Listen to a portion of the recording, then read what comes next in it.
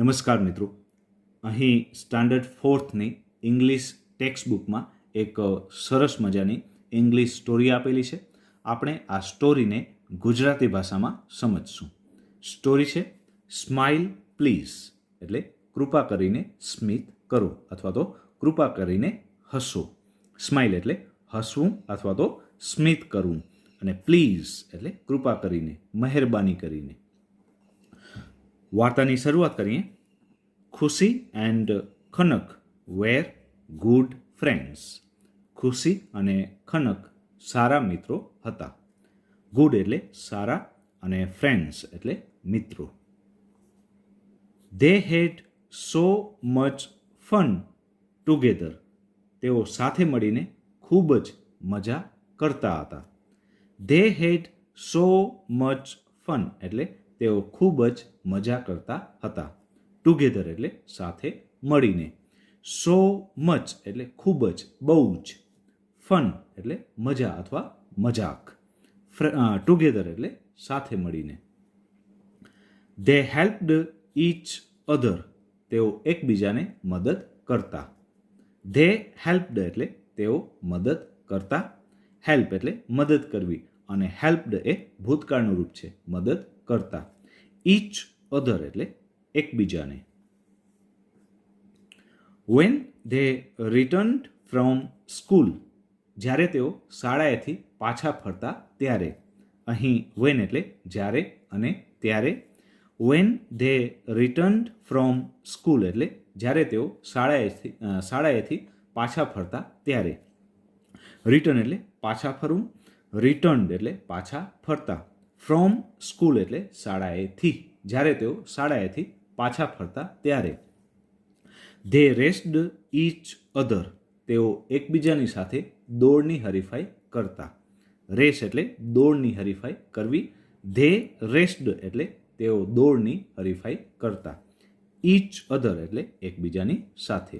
જ્યારે તેઓ શાળાએથી પાછા ફરતા ત્યારે તેઓ એકબીજા સાથે દોડની હરીફાઈ કરતા. They played many outdoor games. તેઓ ઘણી બધી આઉટડોર ગેમ્સ રમતા. ધે પ્લેડ એટલે તેઓ રમતા. અહીં પ્લે એટલે રમવું, અને પ્લેડ એટલે રમતા. મેની એટલે ઘણી. આઉટડોર ગેમ્સ એટલે આઉટડોર ગેમ્સ જે મેદાન ઉપર રમાય એ. જેમ કે ખોખો, કબડ્ડી, ક્રિકેટ, આ બધી જ આઉટડોર ગેમ્સ છે. જ્યારે કેરમ, ચેસ, લૂડો, આ બધી જ છે એ ઇન્ડોર ગેમ્સ કહેવાય. તેઓ ઘણી બધી આઉટડોર ગેમ્સ રમતા. લાઈક જેવી kho kho, kabaddi and Hopscotch etcetera. Kho kho એટલે ખોખો, કબડ્ડી એટલે કબડ્ડી, હોપસ્કોચ એટલે લંગડી. તેઓ ખોખો, કબડ્ડી, હોપસ્કોચ વગેરે જેવી ઘણી આઉટડોર ગેમ્સ રમતા હતા.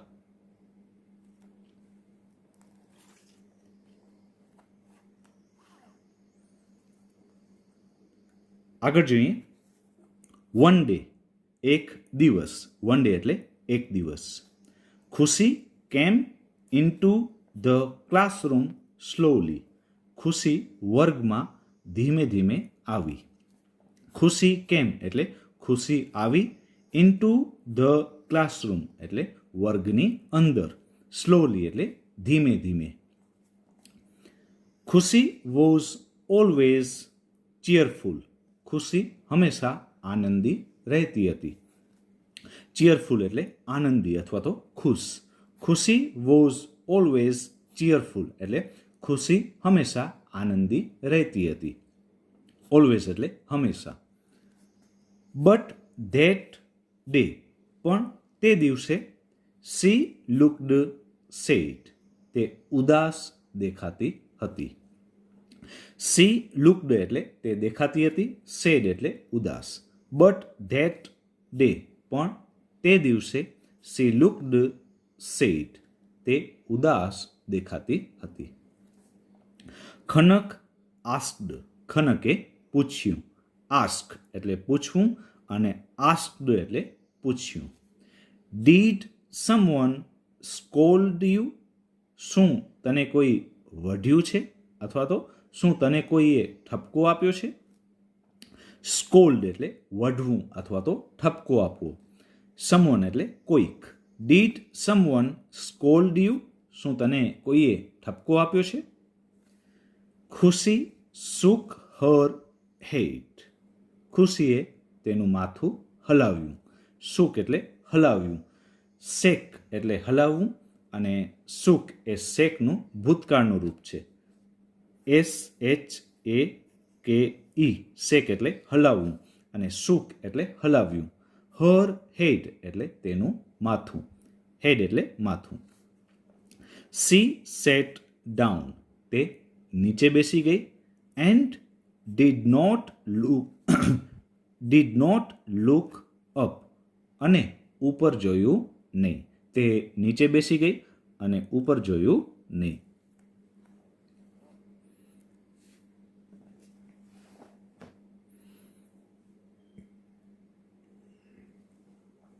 આગળ જોઈએ. when Saraswatiben her teacher called her name. જ્યારે સરસ્વતીબેન તેમના શિક્ષિકા તેનું નામ લઈને બોલાવ્યા ત્યારે she did not even answer. તેણે જવાબ પણ આપ્યો નહીં.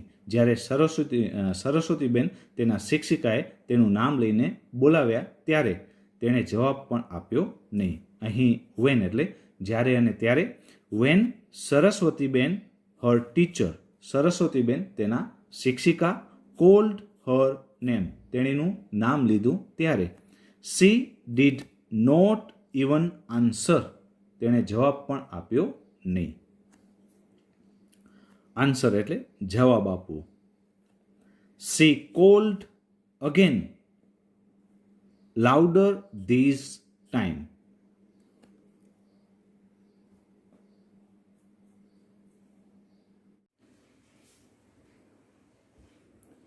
આગળ જોઈએ. when Saraswatiben her teacher called her name. જ્યારે સરસ્વતીબેન તેની શિક્ષિકા તેનું નામ બોલ્યા ત્યારે she did not even answer. તેણીએ જવાબ પણ આપ્યો નહીં. એટલે કે ખુશીએ જવાબ પણ આપ્યો નહીં. સરસ્વતીબેન છે એ ખુશીને તેનું નામ લઈને બોલાવ્યો પણ ખુશીએ જવાબ પણ આપ્યો નહીં. she called again louder this time. અહીં she એટલે સરસ્વતીબેને તેણીને ફરીથી બોલાવ્યો. આ વખતે જોરથી. louder this time. જોરથી તેને આ વખતે બોલાવ્યો. ખુશી ખુશી ખુશી raised her hand. ખુશીએ તેનો હાથ ઊંચો કર્યો. સરસ્વતીબેને ખુશીને આ વખતે જોરથી તેનું નામ લઈ અને ખુશીને બોલાવ્યો અને ખુશીએ તેનો હાથ ઊંચો કર્યો. ખુશી raised her hand એટલે ખુશીએ તેનો હાથ ઊંચો કર્યો. હેન્ડ એટલે હાથ. she asked તેણીએ પૂછ્યું. એટલે કે સરસ્વતીબેન ખુશીના શિક્ષિકાએ પૂછ્યું. do you have any problem? શું તને કોઈ તકલીફ છે? તને કોઈ સમસ્યા છે? ખુશી shook her head again. ખુશીએ ફરીથી માથું હલાવ્યું. ખુશી shook her head એટલે ખુશીએ તેનું માથું હલાવ્યું. again means ફરીથી. ખુશીએ તેનું માથું ફરીથી હલાવ્યું.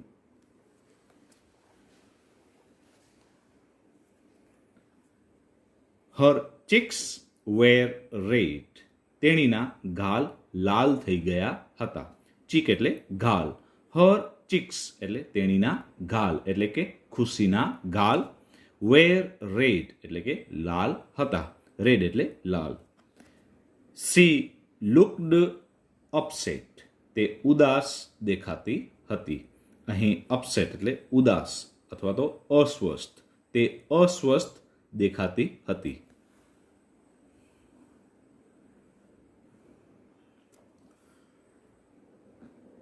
The teacher asked her. શિક્ષિકાએ તેણીને પૂછ્યું. Are you feeling okay? શું તને બરાબર છે? શું તું ઠીક છો? ખુશી નોડેડ. ખુશીએ તેનું માથું ધૂણાવ્યું અથવા તો ખુશીએ તેણીનું માથું હલાવ્યું. Still not daring to look up. હજી પણ તેને ઊંચું જોવાની હિંમત કરી નહીં. તેણે ઊંચું જોયા વગર જ તેનું માથું હલાવ્યું.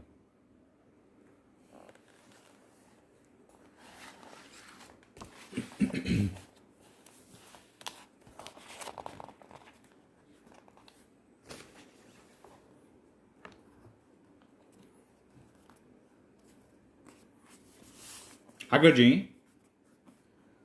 Her friends also asked. તેણીના મિત્રોએ પણ પૂછ્યું. એટલે કે જે ખુશીના મિત્રો હતા એ મિત્રોએ પણ ખુશીને પૂછ્યું. વાય આર યુ ક્રાઇંગ ખુશી? ખુશી તું શા માટે રડે છે? ક્રાય એટલે રડવું. વાય આર યુ ક્રાઇંગ તું શા માટે રડે છે? Is your little brother okay? શું તારો નાનો ભાઈ બરાબર છે? લિટલ બ્રધર એટલે નાનો ભાઈ. Are your family members all right? તારા પરિવારના સભ્યો બરાબર તો છે? ફેમિલી મેમ્બર્સ એટલે પરિવારના સભ્યો. ફેમિલી એટલે પરિવાર અથવા તો કુટુંબ અને મેમ્બર્સ એટલે સભ્યો. ઓલ રાઇટ એટલે બરાબર, ઠીક. Are your family members all right? તારા પરિવારના સભ્યો બરાબર તો છે? Is your puppy okay? તારું ગલુડિયું બરાબર છે ને? પપી એટલે ગલુડિયું.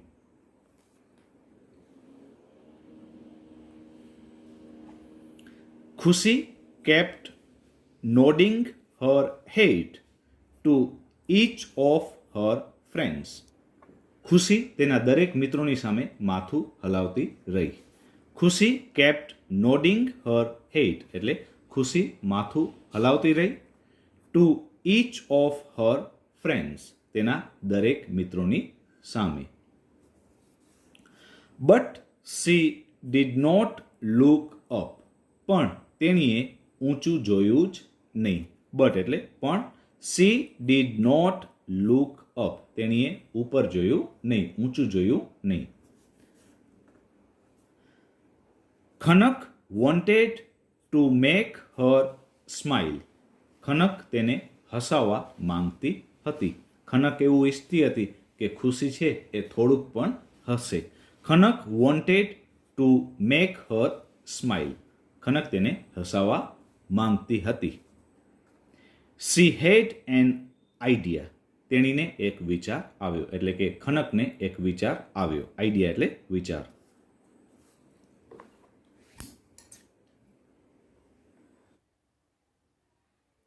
આગળ જોઈએ. she took out something from her bag. તેણીએ તેના થેલામાંથી કંઈક કાઢ્યું. એટલે કે ખનકે તેના થેલામાંથી કંઈક કાઢ્યું. took out એટલે કાઢ્યું. something એટલે કંઈક. from her bag એટલે તેણીના થેલામાંથી. બેગ એટલે થેલો. when she ran to show it to ખુશી. જ્યારે તે ખુશીને બતાવવા દોડી ત્યારે it slipped out of her hands. તે વસ્તુ છે તે તેના હાથમાંથી સરકી ગઈ. જ્યારે ખનક છે તે વસ્તુને ખુશીને બતાવવા દોડી ત્યારે તે વસ્તુ તેના હાથમાંથી સરકી ગઈ. સ્લિપ્ડ આઉટ એટલે સરકી ગઈ. ઓફ હર હેન્ડ્સ એટલે તેણીના હાથમાંથી. એટલે કે ખનકના હાથમાં જે વસ્તુ હતી એ વસ્તુ સરકી ગઈ અને નીચે પડી ગઈ. અહીં when she ran to show it to ખુશી એટલે કે ખુશીને તે બતાવવા જ્યારે દોડી ત્યારે it slipped out of her hands. તેણીના હાથમાંથી તે વસ્તુ સરકી ગઈ.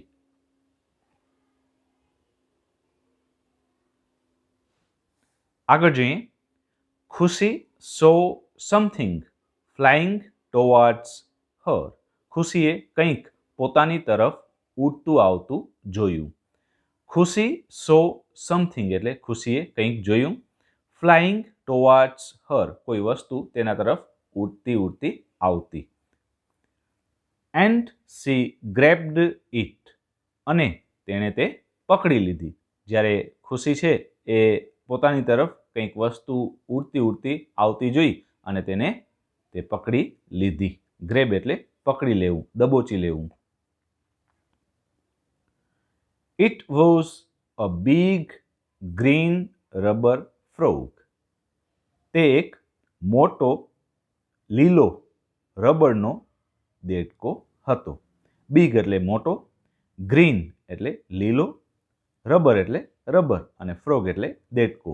It was a big green rubber frog. તે એક મોટો લીલા રંગનો રબરનો દેડકો હતો. ખુશી વોઝ સરપ્રાઇઝડ. ખુશીને નવાઈ લાગી અથવા તો ખુશી છે એ આશ્ચર્યચકિત થઈ ગઈ. આ જોઈ અને ખુશી નવાઈ પામી. હર આઈસ વેર વાઇડ ઓપન. તેની આંખો પહોળી થઈ ગઈ. તેને નવાઈ લાગી અને આ નવાઈમાં તેની આંખો છે એ પહોળી થઈ ગઈ. She began to laugh out loudly. તે જોર જોરથી હસવા લાગી. She began to laugh out loudly એટલે કે તે જોર જોરથી હસવા લાગી. Only after that એટલે પછી જ. Only after that આ બનાવ બન્યા પછી જ એટલે કે જ્યારે ખુશી હસી જોર જોરથી એ પછી જ.